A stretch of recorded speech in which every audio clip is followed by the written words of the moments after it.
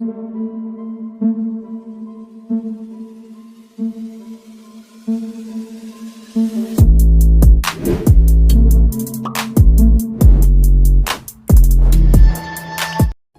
दोस्तों, scary story official में आप सबका स्वागत है। आज की कहानी की तरफ बढ़ने से पहले चैनल को सब्सक्राइब कर लीजिए और अगर कहानी अच्छी लगती है तो प्लीज़ लाइक एंड कमेंट करना मत भूलिएगा। दोस्तों, आज की कहानी बहुत ही ज़्यादा डरावनी है। ये एक ऐसी जगह की कहानी है जो कि बहुत ही ज़्यादा डरावनी है। तो देर नहीं करेंगे, अब कहानी की तरफ बढ़ेंगे। कहानी है सुधीर की।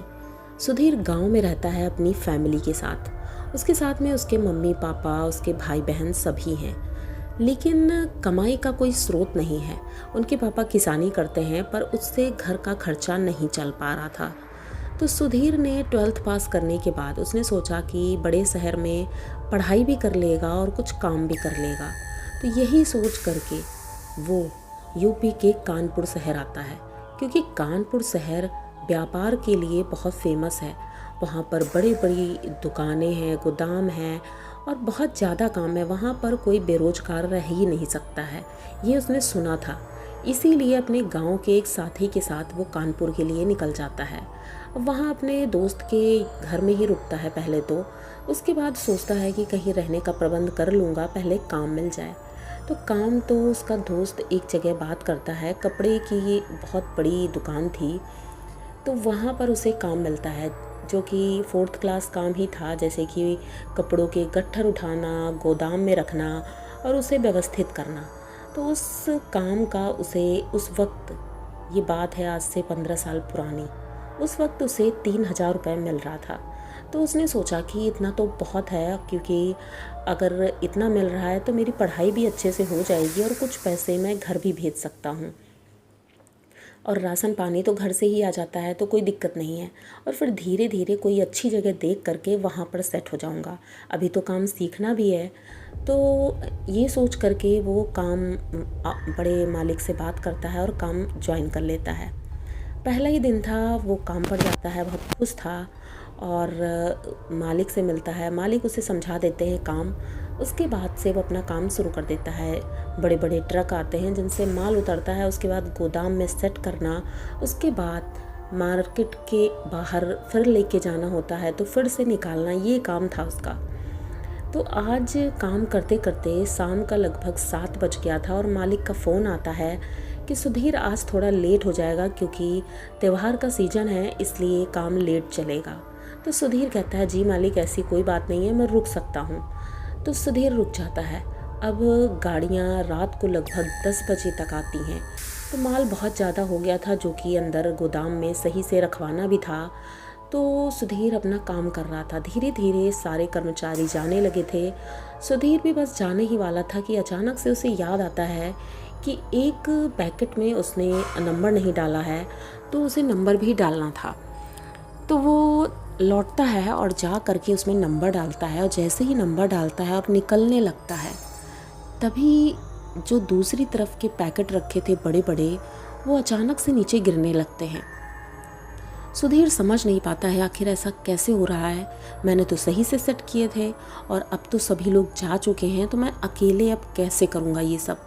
तो ये सारे पैकेट उठा उठा कर धीरे धीरे रखने की कोशिश करता है, क्योंकि अगर सही नहीं हुए तो मालिक भी डांटेगा। तो ये रख ही रहा था, तभी अचानक से किसी के रोने की आवाज़ आती है। अब सुधीर घबरा जाता है, क्योंकि उसे पता था कि दुकान में कोई भी नहीं है। वो इधर उधर देखता है, कोई दिखाई नहीं देता है। उसके बाद फिर से रोने की आवाज़ आती है। अब सुधीर बहुत ज़्यादा डर गया था। वो वहाँ से सोच रहा था मैं भाग ही जाऊँ, लेकिन काम छोड़कर कैसे चला जाता।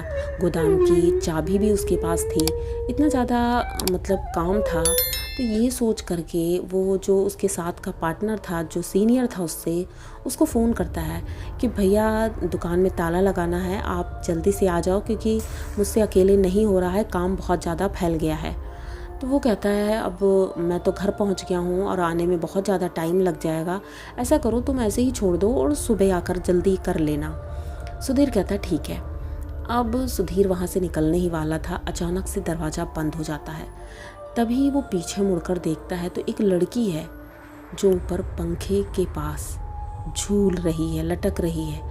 ये देख करके सुधीर एकदम से चीखता है और भागने की कोशिश करता है, इधर उधर जाता है, लेकिन खिड़कियां सारी बंद थी जो कि खुल ही नहीं रही थी, दरवाज़ा खुल ही नहीं रहा था। सुधीर इतना ज़्यादा घबरा गया था, सुधीर चिल्ला रहा था, लेकिन वो चीज़ जो लटक रही थी वो इतनी ज़ोर ज़ोर से अब हंस रही थी। पहले तो शायद रोने की आवाज़ थी, लेकिन अब ये हंस रही थी।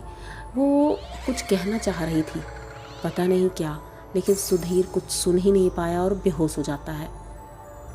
सुधीर को सुबह ही होश आता है जब दुकान खुलती है, लोग आते हैं तो देखते हैं कि सुधीर वहाँ बेहोश पड़ा है। अब सभी लोग उसे बाहर लेकर जाते हैं, होश में लाते हैं, सुधीर से पूछते हैं आखिर क्या हुआ, तो सुधीर पूरी बात बताता है। तो सभी लोग कहते हैं अरे तुम ऐसे ही डर गए होगे, ऐसा कुछ नहीं होगा। लेकिन वहाँ का जो सिक्योरिटी गार्ड था उसने सुधीर से बताया कि आज से 2 साल पहले यहाँ एक लड़की काम करती थी, तो इसके जो मालिक थे वो उसका बहुत ज़्यादा शोषण करते थे। उसने एक बार मुझसे भी हेल्प मांगी थी, लेकिन मैं कुछ कर नहीं पाया उस वक्त, और एक दिन वो परेशान होकर के इसी पंखे से झूल गई थी। उसके बाद से उसकी आत्मा उस गोदाम में ही रहती है। ये बात सबको पता है, लेकिन कोई तुमको नहीं बताएगा। अब सुधीर इतना डर गया था, उसने सोचा कि मेरा काम तो गोदाम का ही है और मैं अंदर अब कैसे जाऊंगा, क्योंकि अगर कुछ और हो गया तो प्रॉब्लम हो जाएगी। सुधीर वहाँ से नौकरी छोड़ करके चला जाता है, अपने दोस्त को पूरी बात बताता है। तो उसका दोस्त भी कहता है ये तुमने ठीक किया, क्योंकि ऐसी जगह पर रहना सेफ नहीं है। अब सुधीर फिर से किसी काम की तलाश में रहता है। एक रात वो चौराहे पर खड़ा था, क्योंकि किसी टैक्सी का इंतज़ार कर रहा था। वो नौकरी ढूंढ ढूंढ कर थक गया था और अब अपने दोस्त के घर जा रहा था। काफ़ी दूर तक तो पैदल चल लिया था, लेकिन अब थक चुका था, तो उसने सोचा टैक्सी कर लेते हैं। फिर उसके बाद टैक्सी आती है। वो जैसे ही टैक्सी में बैठता है तो पहले से ही उसमें एक लड़की बैठी थी, तो ये उससे कहता है कि मैं क्या यहाँ बैठ सकता हूँ, तो वो कुछ नहीं बोलती है, ये बैठ जाता है पीछे वाली सीट पर। अब टैक्सी चल पड़ी थी। थोड़ी देर बाद ड्राइवर उससे पूछता है अरे भाई साहब कहाँ जाना है आपको, तो ये बताता है आगे वाले चौराहे तक जाना है। तो वो कहता है ठीक है। अब थोड़ी देर बाद इसकी आंखें लग जाती हैं और ये इतना थका हुआ था कि सो गया। अब जब ये उठता है तो ड्राइवर से कहता है अरे ड्राइवर भाई साहब, ये मैडम उतर गई क्या, क्योंकि मुझे तो समझ ही नहीं आया और लगता है मेरा रास्ता भी निकल गया। तो कहता है अरे कौन सी मैडम, तो ये कहता है अरे एक मैडम जो पहले से बैठी थी यहाँ पर, मतलब मैं जब चढ़ा था तो वो बैठी थी ना, उन्हें भी उतरना था मेरे वाले चौराहे से पहले, तो वो उतर गई क्या। तो वो कहता है अरे पागल वागल हो रहे हो क्या, पी रखा है तुमने, यहाँ पर कोई भी नहीं था, सिर्फ तुम ही चढ़े थे। अब सुधीर बहुत ज़्यादा डर गया था, क्योंकि उसने क्लियर देखा था एक लड़की बैठी है और उसने शायद जिस तरह से कुछ किसी से बात कर रही थी फ़ोन में, तो ऐसा लग रहा था कि वो जिस चौराहे पर सुधीर उतरने वाला था उसके पहले वाले चौराहे पे उसे उतरना था। तो सुधीर कहता है अरे भाई शायद मैं भी थोड़ा आगे ही आ गया हूँ, मुझे यहीं पर उतार दो। ये उतरता है। अब इतना ज़्यादा घबरा गया था कि सर्दी का मौसम था, उसे पसीने छूट रहे थे। ये बस भागता है पीछे की ओर और उस चौराहे पर पहुंचता है। जैसे ही चौराहे पर पहुंचता है तो देखता है चौराहे पर वही लड़की खड़ी है। अब सुधीर इतना डर गया था कि वहां से भागते हुए अपने दोस्त के घर जाता है और डर की वजह से उसकी तबीयत इतनी ख़राब हो जाती है कि दूसरे दिन ही वो अपने गाँव चला जाता है। गाँव में सबको सारी बात बताता है। तो उसके पापा कहते हैं कि बेटा अब तुम्हें बड़े शहर जाने की ज़रूरत नहीं है, मैंने कुछ पैसे का प्रबंध कर दिया है, तुम यहीं पर कोई दुकान खोल लो। तो सुधीर ऐसा ही करता है, अपने गांव में ही एक दुकान खोलता है और अब दुकान अच्छे से चला रहा है।